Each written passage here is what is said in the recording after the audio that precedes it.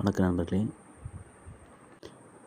5/5/2024 exam எழுதின telephone operator, cashier, அதுக்கப்புறம் typist exam. இதில் பார்த்திங்கன்னா டைப்பிஸ்ட்டுக்கு மறுபடியும் செகண்ட் டெஸ்ட் விட்ருக்காங்க. ஏன்னா ஸ்கில் டெஸ்ட்டில் நிறைய பேர் ஃபெயில் ஆகிருக்காங்க போல். ஏன்னா நிறைய பேர் மிஷினில் அடிச்சிருப்பாங்க, சிஸ்டத்தில் அடிக்க முடியாது, கீபோர்டில். ஸோ அதனால் இப்போ செகண்ட் டெஸ்ட் வந்திருக்குது. ஸோ அதனால தான் இதுக்கப்புறம் நடந்த மெட்ராஸ் ஹைகோர்ட் எக்ஸாமோட ரிசல்ட்டும் கொஞ்சம் லேட் ஆகுது. ஸோ அவங்க இதை முடித்தா தான் அடுத்து நம்மளோட ஓஏ, அதுக்கப்புறம் நைட் வாட்ச்மேன், சீனியர் பெயிலிஃப் இதுக்கெலாம் வருவாங்க. ஸோ ஆல்ரெடி டிரைவருக்கும் போய்ட்டுருந்து ஓரல் டெஸ்ட்டு.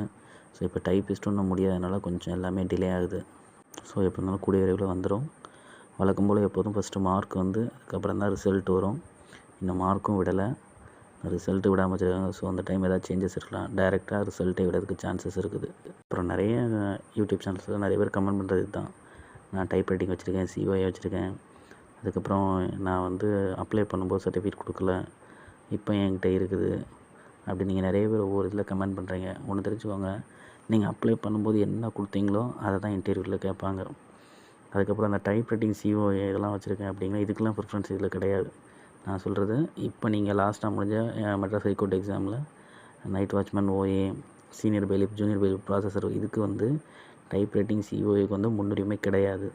முன்னுரிமைன்னு சொல்லிட்டு என்னென்ன கொடுத்துருந்தாங்களோ அதுக்குள்ளே சர்டிஃபிகேட் வச்சுருந்தால் மட்டும்தான் ப்ரியாரிட்டியில் நீங்கள் வருவீங்க.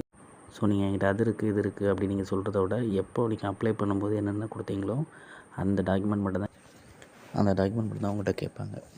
ஏன்னா லாஸ்ட் டைம் வந்து இதே ஜூனியர் பெயிலிஃப், ப்ராசஸர், சீனியர் பெயிலிஃப் இதுக்கெலாம் பார்த்திங்கன்னா இன்டர்வியூ கிடையாது, வெறும் சர்டிஃபிகேட் வெரிஃபிகேஷன் மட்டும் தான் லாஸ்ட் டைம் வச்சுருந்தாங்க. ஸோ நாங்கள் அப்போ போனப்போலாம் அதில் என்ன நம்ம செலக்ட் பண்ணியிருக்கோமோ அதை தான் கேட்டாங்க. அதுக்கப்புறம் அந்த டைப் ரைட்டிங், சிஓ இதெல்லாம் நாங்கள் முடிச்சிருக்கோன்னு சொன்னோம். அதெல்லாம் வந்து நாங்கள் அப்ளை பண்ணும்போது கொடுத்துருந்தோம். பட் அவங்க அதை கன்சிடரே பண்ணல, இதெல்லாம் தேவையில்லைன்ட்டாங்க. ஏன்னா இது எடுக்கிறது இந்த போஸ்ட்டுக்காக இல்லை, டைப் ரைட்டிங்கோ இதுவெல்லாம் இல்லை. அது வந்து நம்ம செலக்ட் ஆனதுக்கப்புறம் எஸ்ஆர் நோட்டில் என்ட்ரி பண்ணி ப்ரொமோஷனுக்காக வேணால் யூஸ் ஆகிக்கலாம். ஆனால் இப்போதைக்கு அங்கே ப்ரியாரிட்டி என்ன கொடுத்துருக்காங்களோ அதில் நம்ம என்ன செலக்ட் பண்ணியிருக்கோமோ அதன் அடிப்படையில் மட்டும் தான் நம்மகிட்ட கேட்பாங்க. இருக்குது அப்படி நீங்கள் சொல்கிறது எல்லாமே அப்ளை பண்ணும்போது கொடுத்தீங்களா அதை வச்சு தான் ரிசல்ட்டே விடுவாங்க. ஸோ நீங்கள் செலக்ட் ஆகியிருந்தாலும் நீங்கள் அதை கொண்டுட்டு போனாலும் அதை கன்சிடர் பண்ண மாட்டாங்க.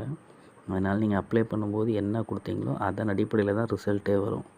ஸோ நீங்கள் அதுக்கப்புறம் எதை எடுத்துகிட்டு போனாலும் வேஸ்ட்டு. அந்த நோட்டிஃபிகேஷனில் தெளிவாக கொடுத்துருப்பாங்க. அந்த டேட்டுக்கு முன்னாடி நீங்கள் எல்லாமே எடுத்துருக்கணும். என்னென்ன ப்ரியாரிட்டி சர்டிஃபிகேட்மோ அதெல்லாம் எடுத்து வச்சுருக்கணும். நீங்கள் ரிசல்ட் வந்ததுக்கப்புறம் கொண்டு போகிறது வந்து நீங்கள் என்ன கேட்டகரியில் செலக்ட் ஆகிருக்கீங்கிறதே வந்தாச்சு. ஸோ அதுக்கப்புறம் ப்ரியாரிட்டி தேவைப்படாது. டவுட் இருந்தால் கமெண்ட் பண்ணுங்கள், நான் உங்களுக்கு ரிப்ளை பண்ணுறேன்.